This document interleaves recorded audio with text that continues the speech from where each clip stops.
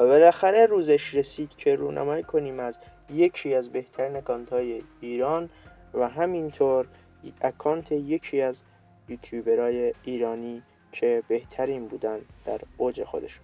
سلام و درود دوستان عزیز، حالتون چطوره؟ من آیرز ایکس وایتی هستم و خیلی خوش اومدیم به ویدیوی امروز اومدیم رونمایی کنیم از اکانت امین اینفرنو و ببینیم که چه چیزایی داره. و اینم که بگم بچه اگه یو آی دی اکانت معلوم نیست بگم که اگه میتونین که بردارین، اگه معلوم نیست من آخرای یا وسطای ویدیو یو آی دی رو میذارم، شما بردارید و ببرید و حالش رو ببرید.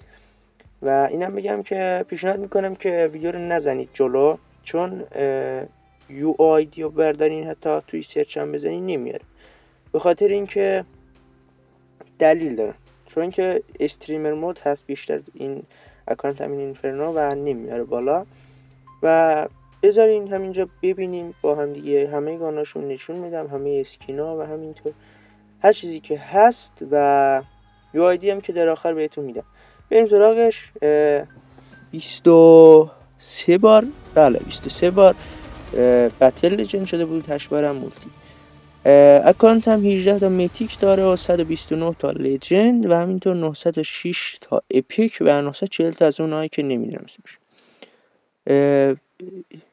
گاناش هم هولگر، یکیش میتیکا رو اول میگم، هولگر میتیک، M13 میتیک، کیلو 141 میتیک، ایکی 47 میتیک، سویچینگ میتیک که دستم خورد، بعد DLQ میتیک، ایکی 17 میتیک، جک 12 میتیک، رایتک میتیک.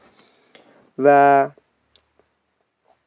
حالا من وایس لایف نیستم روی این ویدیو، حالا الان میره پایین بقیه گاناش هم میخونم اسمشونو.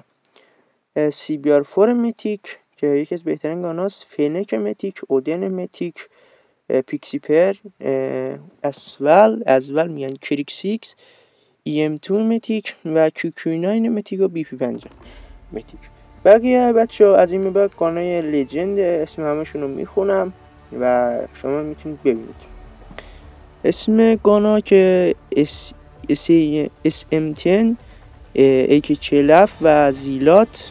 بقیهش هم که دیگه خودتون ببینید. DL هالیدی رو داره، AK117 هالیدی، AK117 تیگری، من بهش میگم تیگری، KN44. من مهمش رو میخونم، بقیهش رو شما خودتون ببینید. و من چیز جالبی دیگه نمیبینم، اگه شما میبینید حتما ببینید. AK117 لجند، DLQ لجند، فنک لجند و AK47 هالوین، چی میگن، لوکاس که بالا رفت، لوکاس لجند، DLQ لجند موزیکال، کیارم و یه چیز جالبی نیست، یه چیز. بعد دستم خورد اینجا، KN44 لجند که مال گست. بریم سراغ گانهای اپیکش. اگه من چیز مهمی ببینم اینجا میگم، حالا که چیزای مهم فعلا من ندیدم جز DLQ که الان دیدم، یکی زدیده هم همینجا دارید خودتون میبینید. و گان خوبی من فعلا به چشمم نخورده، اگه شما میبینید دیگه چیزی نیست. و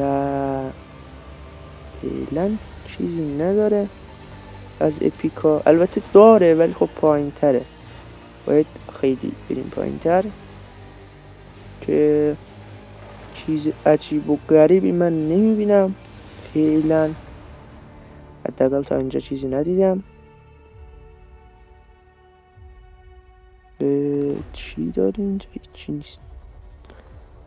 چی نیست. و HS اسکلتی بتل پس رو داره، نگاند. بریم سراغ اسکینا. 3 تا از متیکاشو داره، اسپکتر، سایرن و گوست متیک رو داره. از لجند هم نیکتو رو داره، گوست رو داره، ریپر رو داره، گانزای لجند رو داره، اوتلاو میگم بکنم اونم داره، پرایس رو داره، مک رو داره، فانتوم رو داره و باقیشو من نتونستم بخونم. و از اسکینای اپیک هم گوست رو داره، من سیزن 1 نمیدونم کدوم، و ویوان هریس رو داره، خیلی هم برمی داره، آرتری داره، البته اصلی نیست، اصلی پایین تره، من خودم قبلا دیدم. آرتری اصلی هم اینجاست، ببینید آرتری اصلی هم داره. و بچه این اسکینه، من این اسکینه خیلی دوستش دارم. امین فرمود در مورد این اسکینم یه کلیپی ساخته بود، یه ویدیویی ساخته بود توی یوتیوب، سرچ کنید اسکین وایکینگ ها رگنر، همین ویدیو رو میاره که چیز ساخته رو. من میخواستم دانلودش کنم که دیگه نشد، وقت زیادی میبره. بریم پایین تر. ویچ واردن رو داره و چیز جالبی دیگه نمیبینم. از اسکینای بتل پس زیاد داره. اسکین فرگ رو هم داره، اسکین فرگ که برای فرگ اومده بود. و همینطور بچه ببخشید یکم صدا بد میاد اینجا، دارم توی ماشین ویدیو رو الان روی این ویدیو توی ماشین حرف میزنم. منندز رو داره، منندز خیلی خوبه، خدای من خیلی دوستش دارم، ولی خب ندارم، خیلی از اسکینایی که دوستشون دارم رو ندارم. موتوکو رو داره، موتوکوی گوست رو هم داشت بالاتر دیدیم. و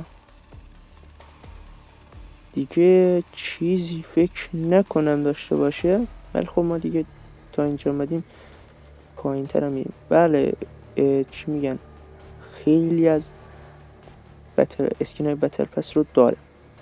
خب بریم سراغ ماشینا. اسنوورد رو داره، هلیکوپتر رو داره، بقیه‌شون دیگه اسمشون نمیتونم بخونم، نمیتونم درست تلفظ کنم و به همون درد سر میشه. و از اینا هم که دیگه چند تا گان خودتون میبینید. اینجا هم که دیگه بازی نکردی یو آیدی هم که هم پایین اومد، میتونید بردارید و ببرید پارشه بود. و اینجا چیزی نیست، هیچ مچی بازی نکرده. یو آیدی هم که قابل توجه اونایی که زدن جلو و ویدیو رو ندیدن، یو آیدی هم جلوتر گذاشتم، میتونید برید و بردارید و برید و سرچ کنید و خودتون بررسی کنید. البته که بیشتر رو حالت استریمر مود هست و نمیشه و پیشنهاد میکنم این ویدیو رو از اول ببینید. و اگه تا اینجا ویدیو بودین دمتون گرم. ساب، کامنت، لایک هیچ کدوم فراموش نشه. البته اگه خوشتون اومد لایک کنید، اگه خوشتون نیومد نمیخواد. و تا درود دیگر، بدرود.